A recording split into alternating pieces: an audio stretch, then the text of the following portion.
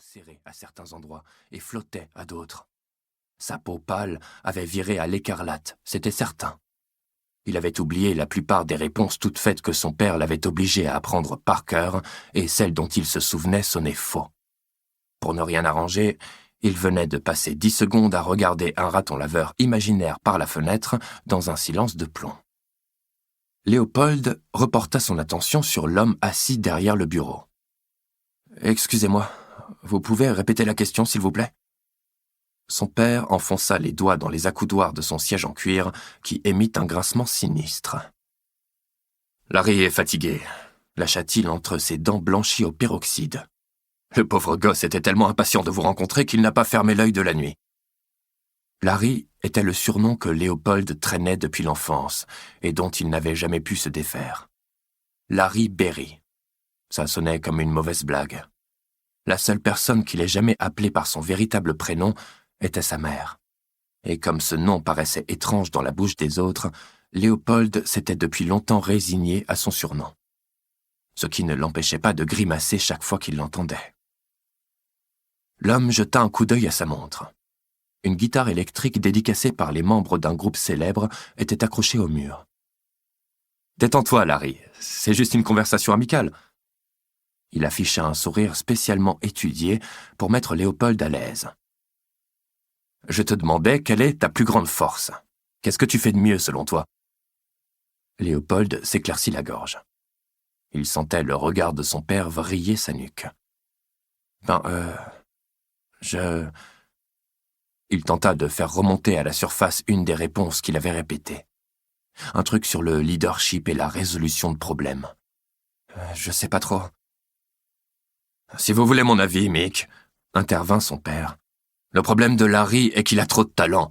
Il ne sait pas où concentrer son énergie. C'est la malédiction des Berry.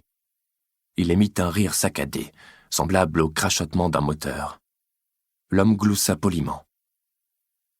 Dans ce cas, essayons de simplifier. Si tu me donnais ton top 3. Le cerveau de Léopold se vida brusquement. Il aperçut un mouvement dehors, entre les branches de l'arbre, mais se força à l'ignorer. Ses paumes le démangeaient. « Larry » siffla son père. « Arrête de jouer les modestes !»« Je ne joue pas les modestes. » Léopold se tortilla sur sa chaise. « C'est juste que je n'ai pas de talent particulier. » Son père émit un son étranglé. « Allons, je suis sûr que ce n'est pas vrai », protesta le coach en orientation. Léopold en était convaincu pourtant. C'étaient même les mots les plus sincères qu'il ait prononcés depuis longtemps. Il était doué pour des choses insignifiantes, des activités que son père estimait parfaitement inutiles. Bricoler sa vieille voiture, bidouiller des objets électriques, et réaliser des films amateurs inspirés par l'univers d'une série fantastique qui n'était plus diffusée depuis bien avant sa naissance.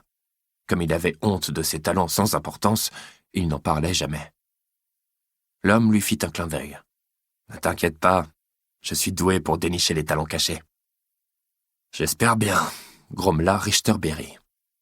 Pour ce dernier, le monde se divisait en 2 catégories, les gagnants et les perdants. C'était l'essence même de son premier livre, Penser comme un gagnant. Il avait tiré profit de sa publication pour devenir coach en performance, une profession taillée sur mesure pour lui, car elle consistait principalement à crier sur les gens. Comme il le faisait en souriant, un nombre ahurissant de personnes apparemment équilibrées acceptaient d'être sermonnées, houspillées et humiliées par Richter Berry au nom du développement personnel. Ces gens, tout disposés à payer pour avoir ce privilège, remplissaient des auditoriums.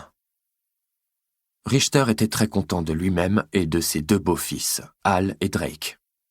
Hal, capitaine de l'équipe de lutte de son lycée, et Drake, qui entamait sa 2e année à l'école de commerce de l'USC, s'épanouissaient dans le moule imposant et robuste de leur beau-père. Mais Richter craignait depuis des années de voir son fils biologique, un garçon dégingandé, rêveur et distrait, sans talent évident ni intérêt pour aucune activité concrète, devenir un loser. Et Richter n'était pas du genre à baisser les bras.